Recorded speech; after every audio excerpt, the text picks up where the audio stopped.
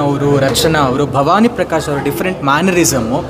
ನಾವು ಫೋರೆನ್ಸಿಕ್ಸ್ ಅಂದರೆ ಬಹುಶಃ ಬರೀ ಸಸ್ಪೆನ್ಸ್ ಥ್ರಿಲ್ಲರ್ ಆಗಿ ನಾವೇನೋ ಅಂದ್ಕೊಳ್ತಿದ್ವಿ ಆ ಥರ ಎಲ್ಲ ಸೀಟ್ ತುದೀಲಿ ಕೂತ್ಕೊಂಡು ನೋಡುವಂಥ ಒಂದು ಕಥೆ. ದರ್ಶನ್ ಅವರ ಡೈರೆಕ್ಷನ್ನು, ಕರಣ್ ಸರ್ ಅವರ ಪ್ರೊಡಕ್ಷನ್ನು ಅಂದರೆ ಬೇರೆ ಲೆವೆಲ್ ತೊಗೊಂಡೋಗಿದ್ದಾರೆ screenplay. And end climax ಏನಿದೆ ಲಿಟ್ರಲಿ ಯಾರೂ ಎಕ್ಸ್ಪೆಕ್ಟ್ ಮಾಡಿರಲಿಲ್ಲ. And with all the things, ಒಂದು ಫ್ಯಾಮಿಲಿ ಸೆಂಟಿಮೆಂಟ್ ಆಗಿರಬಹುದು, ಯಾವ ರೀತಿ ಯಾವುದನ್ನು ತೋರಿಸ್ಬೇಕು ಜನಗಳಿಗೆ, ಈ ಥರದ ಸಿನಿಮಾಗಳು ಬಹುಶಃ ಈಗ ಎಲ್ಲರೂ ಬಂದು ನೋಡಬೇಕು. ಐ ರಿಕ್ವೆಸ್ಟ್ ಎವ್ರಿಬಡಿ, ದಯವಿಟ್ಟು ನೀವು ನಿಯರೆಸ್ಟ್ ಥಿಯೇಟರ್ಸ್ ಫೋರೆನ್ಸಿಕ್ಸ್ನ ದಯವಿಟ್ಟು ಬಂದು ಎಲ್ಲರೂ ನೋಡಿ ಈ ಸಿನಿಮಾ ಟೀಮ್ಗೆ ಸಪೋರ್ಟ್ ಮಾಡಿ ಅಂತ ಕೇಳ್ಕೊಡ್ತೀನಿ. Thank you so much.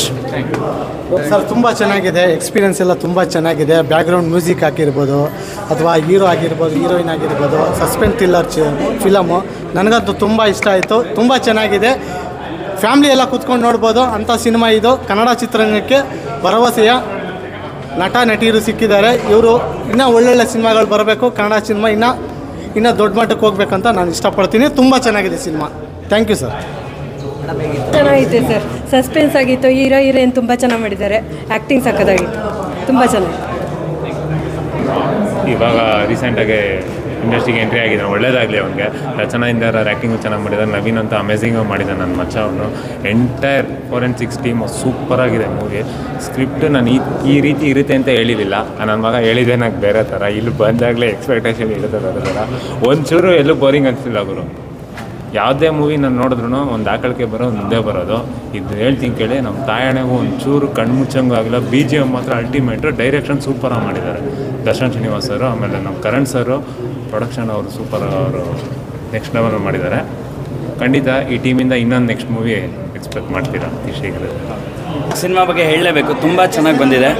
First half ಎಲ್ಲೋ ಒಂದು ಕಡೆ ಸ್ವಲ್ಪ ಸ್ಲೋ ಆಗಿ ಹೋಗ್ತಾ ಇದೆ ಅಂತ ಅನ್ನಿಸ್ತು. ಅಂದರೆ ಮಧ್ಯೆ ಕಾಮಿಡಿ ಎಂಟರ್ಟೈನ್ಮೆಂಟ್ ತುಂಬ ಚೆನ್ನಾಗಿ ಮಾಡಿದ್ದಾರೆ.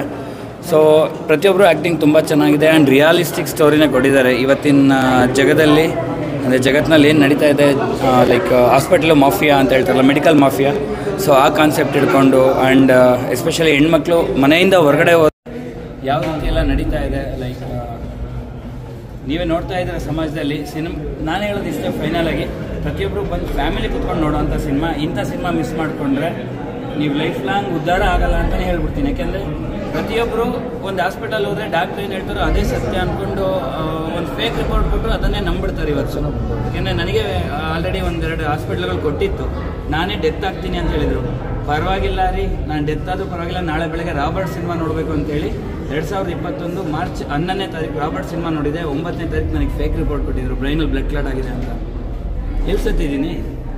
ಸೊ ಇದ್ರ ಮುಖಾಂತರ ನಾನು ಹೇಳ್ತಾ ಇದ್ದೀನಿ ಜನಗಳಿಗೆ, ಒಂದು ಯಾವುದಾದ್ರೂ ಹಾಸ್ಪಿಟ್ಲ್ಗಳಲ್ಲಿ ರಿಪೋರ್ಟ್ ಕೊಡ್ತಾರೆ ಅಂದರೆ ಫಸ್ಟ್ ಕ್ಲಾರಿಫೈ ಮಾಡ್ಕೊಳ್ಳಿ. ಈಗ ಎಲ್ಲರೂ ಅವರು ಅದೇ ರೀತಿ ಇರ್ತಾರೆ ಅಂತ ಹೇಳಲ್ಲ, ಈಗ ಏನೋ ಒಂದು ಮಿಸ್ಟೇಕ್ಸ್ ಆಗುತ್ತೆ. ಸೊ ಅವ್ರು ಬೇಕು ಅಂತಲೂ ಮಾಡಿರಲ್ಲ. ಸೊ ಅರ್ಥ ಮಾಡಿಕೊಂಡು ಇಂಥ ಸಿನಿಮಾಗಳು ನೋಡಿದ್ರೆ ಇನ್ನೆಂಥ ಸಿನಿಮಾ ನೋಡ್ತೀರಾ. ನಿಮ್ಮ ಹೆಸರು? Super film. ಏನು ಇಷ್ಟ ಆಯ್ತು ಸರ್ ಸಿನಿಮಾಲಿ? ಸಸ್ಪೆನ್ಸು, ಇಂಟ್ರೋಲ್ ಮೇಲೆ ಚೆನ್ನಾಗಿತ್ತು, ಚೆನ್ನಾಗಿದೆ, ಸೂಪರ್. ತುಂಬ ಚೆನ್ನಾಗಿದೆ. ಆ್ಯಕ್ಚುಲಿ ಓವರಾಲ್ ತುಂಬ ಚೆನ್ನಾಗಿದೆ, ಚೆನ್ನಾಗಿ ಮಾಡಿದ್ದಾರೆ. ಸೂಪರ್ ಚೆನ್ನಾಗಿದೆ. Thank you sir. ಸಿನಿಮಾ ಚೆನ್ನಾಗಿದೆ.